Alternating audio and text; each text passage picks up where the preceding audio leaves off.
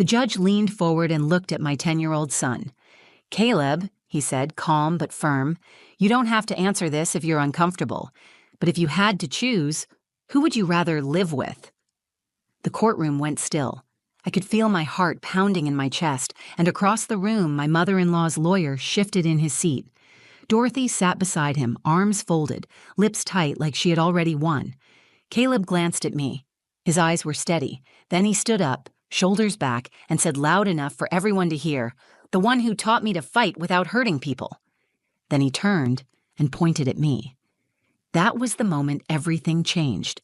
I didn't have a lawyer. I didn't have witnesses. Dorothy came in with folders full of accusations and a paid attorney to present them. All I had was my voice and my son's trust. My name is Ava Linwood. I'm a mother, a widow, and a woman who almost lost everything to the one person who was supposed to be family. But this story isn't just about a custody battle. It's about what happens when someone tries to erase the bond between a mother and her child, and how love, honesty, and a 10-year-old boy's courage turned the tide in the most unexpected way. This is the day my mother-in-law tried to take my son from me, and the day he stood up for both of us. My name is Ava Linwood. I'm 32 years old, and for the past 3 years, I've been raising my son, Caleb, on my own. We live in a small 2-bedroom apartment in Portland, Oregon. The carpet is old, the windows rattle when it storms, and there's a stain on the ceiling that's been there since we moved in. But it's ours. I've worked 2 jobs to keep it that way. By day, I counsel teens at a community center. By night, I restock shelves at a grocery store 3 blocks away. It's not glamorous, but it pays the rent and keeps Caleb in sneakers that fit. I became a widow at 29. Michael, my husband, was everything I wasn't. Spontaneous, loud, and always chasing a thrill. I loved that about him. He made life feel electric. He also made it unpredictable. He was driving back from a weekend hike when his car spun out on black ice and flipped into a ravine. They said he died instantly. I used to find comfort in that until I realized it meant I never got to say goodbye. Michael's death shattered me, but it also woke something up inside me. I couldn't afford to fall apart. Caleb needed me. He was 7 at the time. The first night after the funeral, he climbed into my bed, curled up against my chest, and whispered, "Are you going to die too?" That moment broke me in a different way. I promised him I wouldn't. I promised I would stay, fight, and figure it all out. And I did. We built routines, Saturday pancakes, evening walks. Every Wednesday we practiced martial arts together. I wanted Caleb to know how to protect himself. But more than that, I wanted him to understand strength isn't about hurting people. It's about knowing when not to.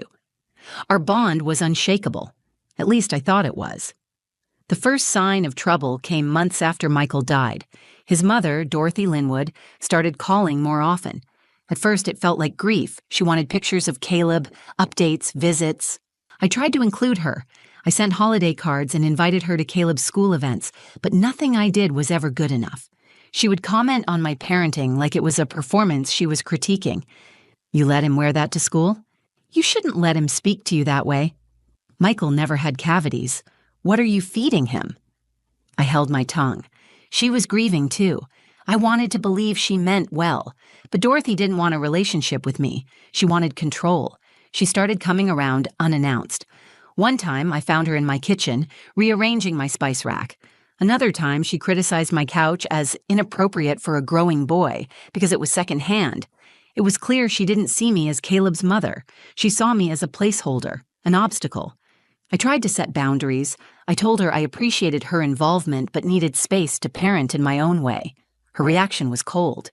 "You were never right for Michael," she said, "and you're certainly not right for Caleb." That sentence rang in my ears for days. I tried to brush it off. People say things in grief. But something had shifted. There was venom in her voice. Something sharper than sadness. Around that time, Caleb started acting quieter after visits with her. He told me she kept asking questions about how we live. "Grandma says you cry a lot," he once said. "She said maybe you're too sad to take care of me." I confronted her. She didn't deny it. "I'm worried about him," she said flatly. "You're barely scraping by. He needs stability, a proper home, not whatever this is." That was the moment I realized she wasn't just being difficult. She was planning something. Still, I never expected what came next. 3 weeks later, a man in a suit knocked on my door. He handed me a thick envelope and asked me to sign. I opened it on the spot. The words blurred for a second, but I caught the ones that mattered. Petition for custody. Dorothy had filed for full custody of my son. She was taking me to court to claim that I was an unfit mother, that I was emotionally unstable, that Caleb would be better off with her. I stood in my living room, fingers shaking, as Caleb peeked around the corner. I looked at him, and all I could think was, how do I protect you from this? That was the moment my story changed. I wasn't just a mother anymore. I was a woman about to fight a battle I never saw coming. The custody papers stayed on my kitchen table for 2 full days before I could bring myself to read every word. They were cold, clinical, and brutal.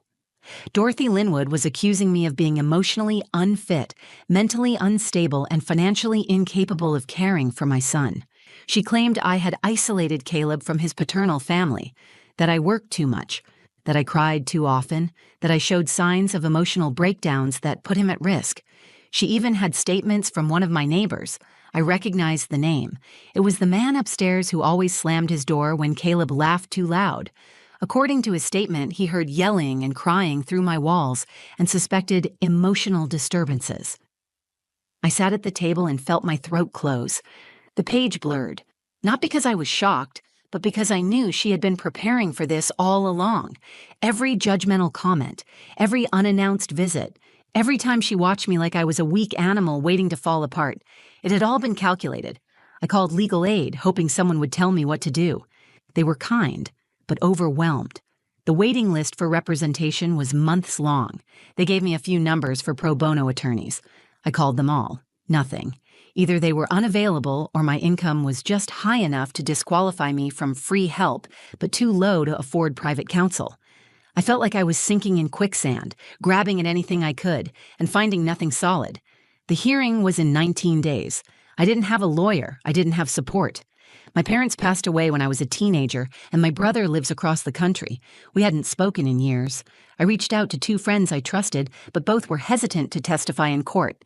They were scared to get involved. I was alone, but Caleb wasn't. That night, I sat on his bed and watched him sleep. He always looked so peaceful, even with everything swirling around us. I wanted to keep it all from him. I couldn't lie. The next morning, over cereal, I told him the truth. "Grandma wants you to live with her," I said. He blinked. "Like forever?" I nodded. He didn't say anything for a while. Then he asked, "Is that what you want?" "No," I said. "But we have to go to court, and the judge will decide." "Will they ask me?" "Maybe, if they think you understand what's going on." He set his spoon down and looked me straight in the eye. "I want to stay with you. I don't even like going to Grandma's." I reached for his hand. "You don't have to worry about this, okay? I'll do everything I can to fix it." But I wasn't sure how. I started preparing my own defense. I spent nights after work printing school records, letters from Caleb's teachers, and copies of his medical history. No missed appointments, no history of neglect. I wrote a timeline of the past 3 years and highlighted every stable, loving choice I had made. Still, it felt like bringing a paper shield to a war. One afternoon, Caleb came home with a drawing he made in class. It showed 2 stick figures, one tall, one small. They were holding hands under a tree. The caption said, "Home is where Mom is." I kept that drawing in my purse and planned to bring it to court, not as evidence, but as a reminder. I wasn't just defending my parenting. I was defending our life together, the quiet moments, the whispered stories before bed, the pancakes on Saturday, the lessons I taught him about kindness, about strength, about standing up for others. Dorothy didn't understand that. To her, parenting was about control and image. But to me, it was about connection, about showing up even when I was tired, listening even when I was hurting, and loving with every part of myself. As the hearing approached, the pressure built. I started having nightmares of losing him, waking up alone, hearing silence where his voice used to be.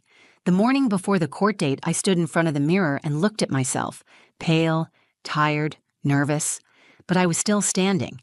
I didn't have money. I didn't have legal expertise. But I had truth, and I had a boy who believed in me. That had to be enough. The night before the hearing, I couldn't sleep. I lay in bed staring at the ceiling, my thoughts racing. What if I froze in court? What if Dorothy's lawyer twisted everything? What if the judge believed her? Every fear I had as a mother rose to the surface.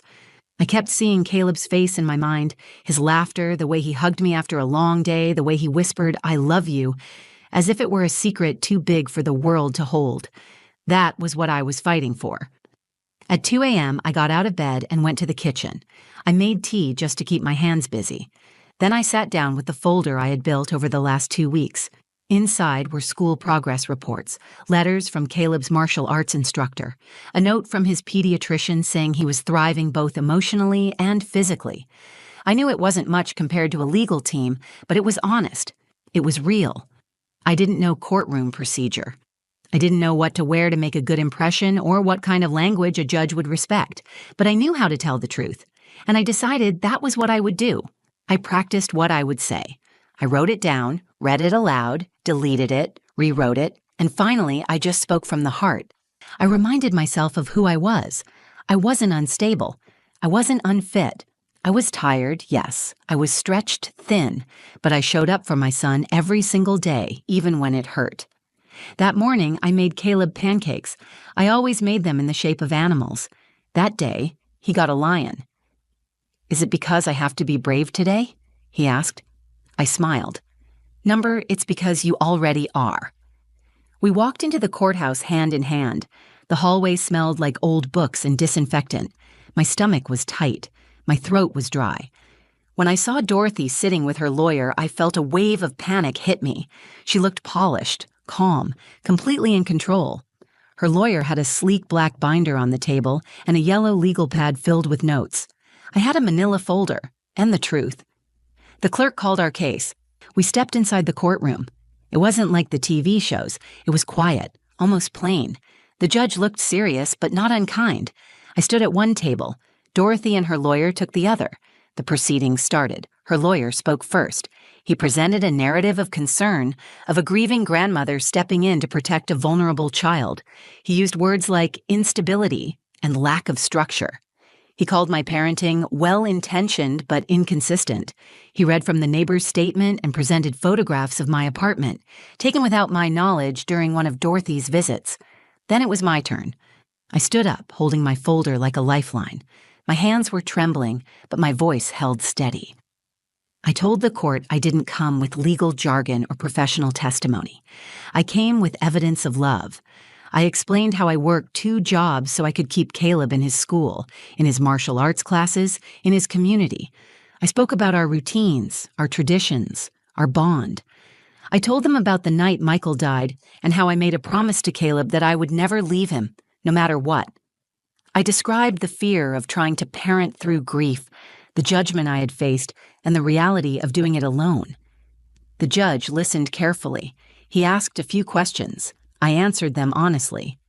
I didn't cry, though I wanted to. I stayed grounded because I knew falling apart in that moment would only play into Dorothy's narrative. Then the judge asked if Caleb wanted to speak. I looked at him. He looked at me. And then he nodded. He walked to the front of the room, small and serious, in his 2 big dress shoes. He stood straight and met the judge's eyes. "Caleb," the judge said gently, "you don't have to say anything if you're uncomfortable, but if you want to share how you feel, now would be a good time." Caleb took a breath. Then he said, clear and certain, "I want to live with my mom. She's the one who taught me to fight without hurting people. She teaches me how to be kind and strong at the same time." Then he turned, looked at me, and smiled. That moment cracked the room wide open. It wasn't rehearsed. It wasn't coached. It was real. It was enough to shift the energy in that courtroom. For the first time since this began, I felt like I wasn't the one on trial. The truth had finally spoken for itself. The courtroom was silent after Caleb spoke. The kind of silence that feels sacred, like everyone is holding their breath and no one wants to be the first to break it. He stood there for a few more seconds, then quietly walked back to the bench beside me. I reached for his hand. He took it without looking, and we just sat there side by side, steady and still. The judge sat back in his chair and adjusted his glasses. He looked down at the papers in front of him, then looked back up. For a moment, he said nothing. Then he cleared his throat. "Thank you, Caleb," he said. "Your words are very helpful." Dorothy's lawyer stood. "Your Honor, if I may." The judge raised a hand. "No, Mr. Keller, I've heard enough." Dorothy didn't speak. She hadn't said anything the entire time. She just watched us from across the room, her lips tight, her expression unreadable. She didn't expect this. She didn't expect him to choose me. I saw it in her eyes. The judge leaned forward slightly, speaking directly and deliberately. "This is a difficult case," he began. "I understand the petitioner's concerns and the motivations behind this filing. Family dynamics after the loss of a loved one are rarely simple." He paused, then turned to face me. "But Ms. Linwood, I've reviewed your file, your testimony, and what your son shared today. And based on what I've seen and heard, I believe Caleb is not only safe in your care, but deeply loved. The court finds no grounds to remove custody from you." It took a second for his words to settle into place in my mind. I blinked. Caleb squeezed my hand. That was the moment it hit me. We had won. Not because I had a lawyer, not because I had power or influence, but because the truth held its ground, because love, real and steady, had stood taller than fear. The judge looked at Dorothy. "Mrs. Linwood," he said, "I understand your desire to be involved in your grandson's life, but this court strongly encourages future interaction to happen through respectful communication and, if necessary, supervised mediation. This child deserves peace." Dorothy gave a small nod, almost imperceptible. The judge signed the final order, handed it to the clerk, and adjourned the hearing. Just like that, it was over. Outside the courtroom, the sky was overcast, but everything felt brighter. I walked with Caleb to the parking lot in silence for a while. He was quiet, thoughtful. Then he said, "Did I do okay?" I stopped walking. I knelt in front of him, looked him in the eye, and said, "You were perfect. You told the truth. That's all I ever needed from you." He smiled, and for the first time in weeks, it reached his eyes. We got in the car. As I pulled out of the lot, I glanced in the rearview mirror and saw Dorothy standing outside the courthouse doors. Her arms were crossed. Her eyes followed us. I didn't wave.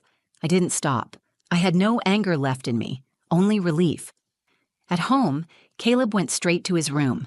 When I walked in a little later to check on him, he was already changing out of his court clothes, pulling on his old hoodie and jeans like shedding a skin he never asked to wear. "Can we make spaghetti tonight?" he asked. "Of course," I said. "Garlic bread, too." He nodded and smiled again, then reached into his backpack and pulled out the drawing he made. The one with the 2 stick figures under the tree. He handed it to me. "I think we should frame it." I took it from him, my throat thick. "Yeah," I said, "we should." Later that night, after dinner and dishes and bedtime stories, I sat in my room with the court order in one hand and the drawing in the other. One was paper proof of my rights. The other was proof of something deeper, something no court could grant or take away. Love earned, trust built, a bond unshakable. I didn't win because I fought harder. I won because I showed up, even when I was terrified. I told the truth, even when I thought no one would listen. And when it mattered most, my son stood beside me. Not because I asked him to, but because he knew I would do the same for him. That moment in the courtroom wasn't just the end of a battle. It was the beginning of something stronger. It's been 6 months since that day in court. Caleb still talks about it sometimes. Not the legal parts, not the tension or the silence, but the moment he stood up and said what he believed. He remembers how it felt to speak the truth in front of people who didn't expect him to have a voice. He didn't just defend me that day. He stepped into his own strength. I saw it happen right in front of me. Life after court didn't go back to normal. It changed, but not in the way I feared. Dorothy didn't speak to us for weeks. Then one afternoon, out of the blue, she called. Her voice was quieter than I remembered. "I didn't understand," she said. "I thought I was helping, but I see now I wasn't listening." She didn't apologize exactly, but it was the closest she had ever come. We agreed to start over slowly. Visits would happen only if Caleb wanted them. They'd be short, supervised, and on neutral ground. To my surprise, he said yes. I asked him why. He shrugged and said, "I think maybe she needs a second chance." so we're trying. Not because I need her in his life, but because he wants to give her a chance on his own terms. That matters. But more than anything, what changed after the hearing was me. I used to believe I had to be everything for Caleb. The provider, the protector, the role model, the emotional anchor. I thought if I made one mistake, if I stumbled even for a moment, everything would fall apart. That pressure nearly broke me. But that courtroom taught me something I didn't expect. I don't have to be perfect to be a good mother. I just have to be present, honest, consistent. I have to love him in a way he can feel, in a way he can rely on. And I do. Every time I get up before the sun to make him breakfast, every time I listen to his stories, even when I'm exhausted, every time I show up, he sees that, and he carries it with him. A few weeks ago, I was volunteering at the community center after work. One of the teenage boys I mentor was lashing out during a session.